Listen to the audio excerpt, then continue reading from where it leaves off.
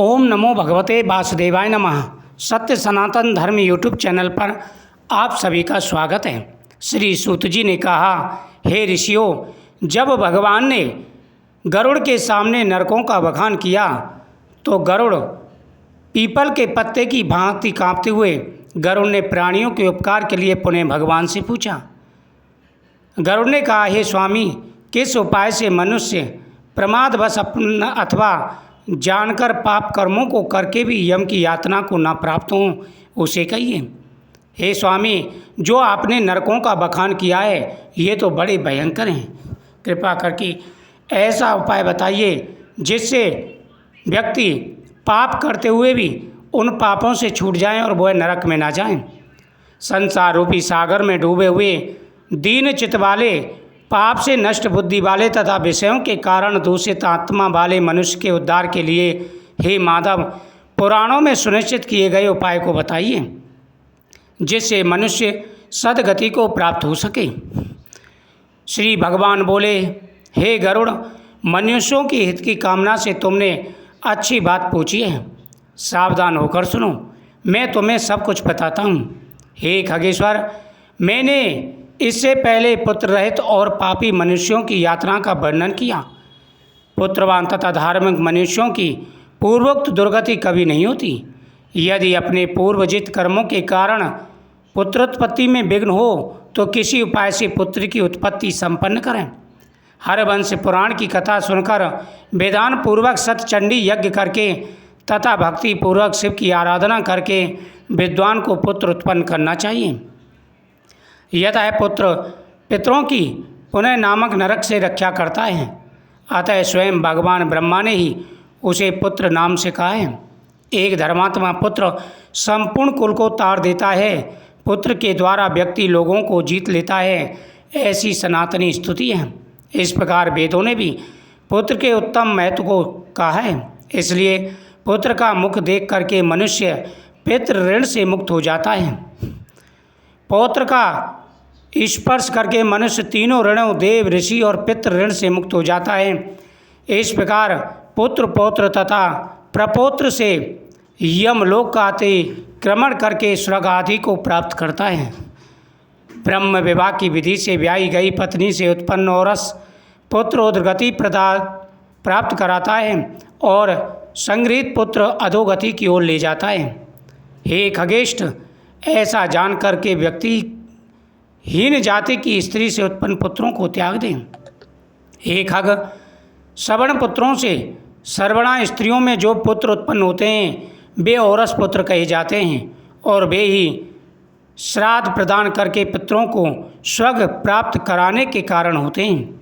औरस पुत्र के द्वारा किए गए श्राद्ध से पिता को स्वर्ग प्राप्त होता है। इस विषय में क्या कहना, दूसरों के द्वारा किए गए श्राद्ध से भी प्रेत स्वर्ग को चला जाता है।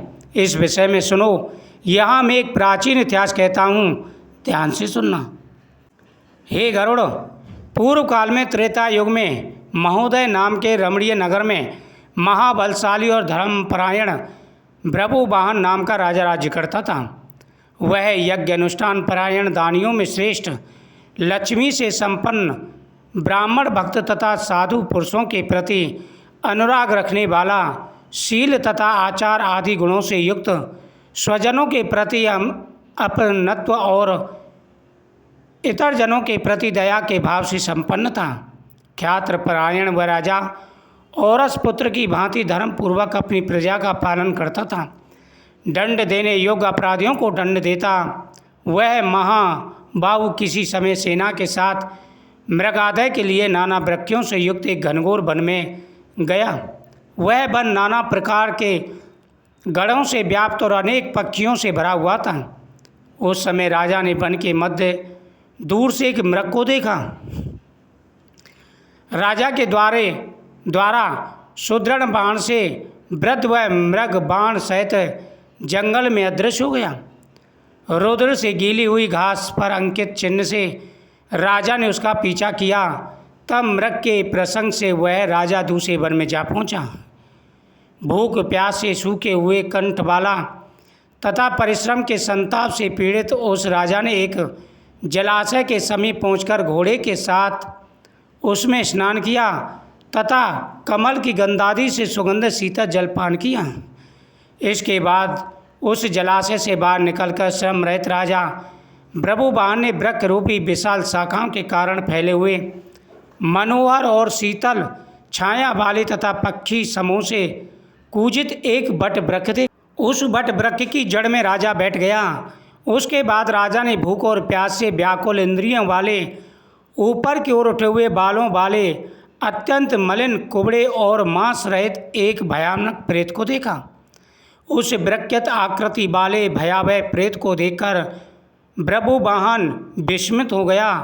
प्रेत भी घने जंगलों में आए हुए राजा को देखकर चकित हो गया और समुद्र मन वाला होकर वह प्रेतराज उसके पास आया। हे गरुड़, तब उस प्रेतराज ने राजा से कहा, हे महाबाहु, आपके संबंध से मैंने प्रेत भाव का त्याग कर दिया है, अर्थात मेरा भाव छूट गया है और मैं परम शांति को प्राप्त हो गया हूँ तथा धन्धर हो गया हूँ। राजा ने कहा, हे कृष्ण वर्ण वाले भयानक रूप वाले प्रेत, किस कर्म के प्रभाव से देखने में डरावने लगने वाले और बहुत सी अमंगलकारी से प्रेतत्व स्वरूप को तुमने प्राप्त किया? हे तात, अपने प्रेतत्व की प्राप्ति का सारा कारण बताओ। तुम कौन हो और किस दान से तुम्हारा प्रेतत्व नष्ट होगा? प्रेत ने कहा, हे श्रेष्ठ राजन, मैं आरंभ से आपको सब कुछ बताता हूँ। प्रेतत्व का कारण सुनकर आप कृपया उसे दूर करने की दया कीजिए। वैदिक नाम का एक नगर था जो सभी प्रकार की संपत्तियों से समृद्ध, नाना जनपदों से व्याप्त, अनेक प्रकार के रत्नों से परिपूर्ण, धनकों के भवनों तथा देव एवं राज प्रसादों से सुशोभित और अनेक प्रकार के धर्मानुष्ठानों से युक्त था। हे तात, मैं वहाँ रहता हुआ निरंतर देव पूजा किया करता था। आपको विदित होना चाहिए कि मैं वैश्य जाति में उत्पन्न हुआ और मेरा नाम सुदेव था। मैंने हव्य प्रदान करके देवताओं का तथा कव्य प्रदान करके पितरों का तर्पण किया।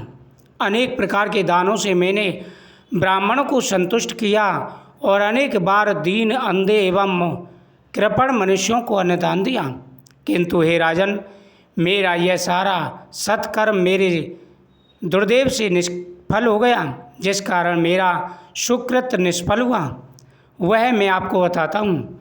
मुझे कोई संतान नहीं है, मेरा कोई सुदृढ़ नहीं है, कोई बांधव नहीं है और न ऐसा कोई मित्र है जो मेरी और्धदेहिक क्रिया करता है। हे महाराज, मृत्यु के अनंतर जिस व्यक्ति के उद्देश्य से शोषण मासिक श्राद्ध नहीं किया जाता, सैकड़ों श्राद्ध करने पर भी उसका प्रेतत्व सुस्थिर रहता है, अर्थात दूर नहीं होता। हे महाराज, आप मेरा और्धदेहिक कृत्य करके मेरा उद्धार कीजिए, क्योंकि इस लोक में राजा सभी वर्णों का बंधु कहा जाता है। इसलिए हे राजन, आप मेरा उद्धार कीजिए, मैं आपको मणिरत्न देता हूँ। हे वीर, यदि आप मेरा हित चाहते हो तो जैसी मेरी सद्गति हो सके, मेरी प्रेत योनि जैसे मुक्ति हो, वैसा आप उपाय कीजिए। भूख प्यास आदि दुखों के कारण वह प्रेत योनि से मेरे लिए बड़ी दुखदायी हो गई है। इस वन में सुंदर स्वाद वाले शीतल जल और फल विद्वान हैं, फिर भी मैं भूख और प्यास से पीड़ित हूँ। मुझे जल व फल की प्राप्ति नहीं हो पाती।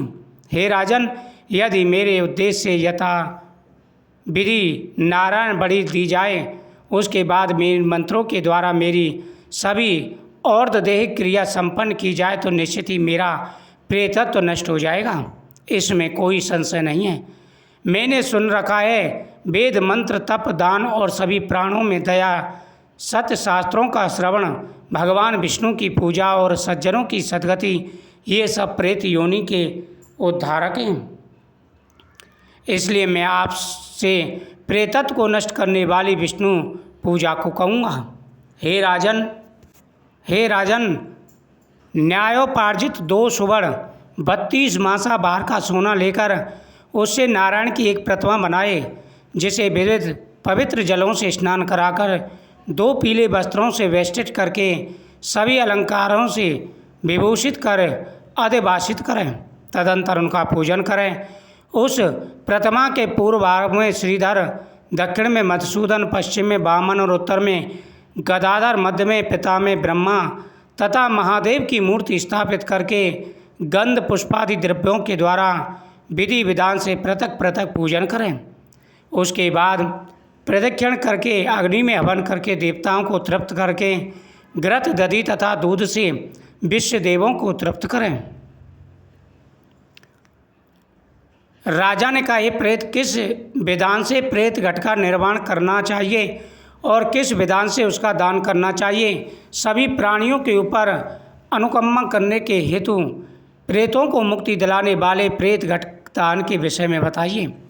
प्रेत ने कहा, हे राजन, आपने ठीक पूछा। जिस शोधन दान से प्रेतत्व नहीं होता उसे मैं कहता हूँ, आप ध्यान से सुने।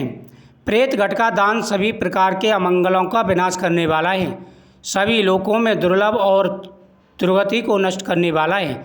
ब्रह्मा, शिव तथा विष्णु सहित लोकपालों युक्त तपाए हुए सोने का एक घट बनाकर उसे दूध, घी आदि से पूरा भरकर भक्ति पूर्वक प्रणाम करके ब्राह्मणों को दान करें। इसके अतिरिक्त तुम्हें अन्य सैकड़ों दान देने की कोई आवश्यकता नहीं है। हे राजन, उस घट के मध्य में ब्रह्मा, विष्णु तथा कल्याण करने वाले अविनाशी शंकर की स्थापना करें एवं घट के कंठ में पूर्व आदि दिशाओं में क्रमशः लोकपालों का आह्वान करके उसे ब्राह्मणों के लिए दान करें। भगवान ने कहा, हे कश्यप पुत्र गरुड़, प्रेत के साथ इस प्रकार बातचीत हो रही थी कि उसी समय हाथी, घोड़े आदि से व्याप्त राजा की सेना पीछे से आ गई। सेना के आने के बाद राजा को महामणि देकर उन्हें प्रणाम करके पुनः अपने उद्धार के लिए और देह क्रिया करने की प्रार्थना करके वह प्रेत चला गया। हे पक्किन, उस वन से निकलकर राजा भी अपने नगर को चलाया और अपने नगर में पहुंचकर प्रेत के द्वारा बताए हुए वचनों के अनुसार उसने विधि विधान से अर्ध देह क्रिया का अनुष्ठान किया। उसके पुण्य प्रद से मुक्त होकर प्रेत स्वर्गलोक को चला गया। इस प्रकार गरुड़ पुराण के अंतर्गत शारद्वार ब्रह्मवाहन प्रेत संस्कार नामक यह अध्याय समाप्त हुआ।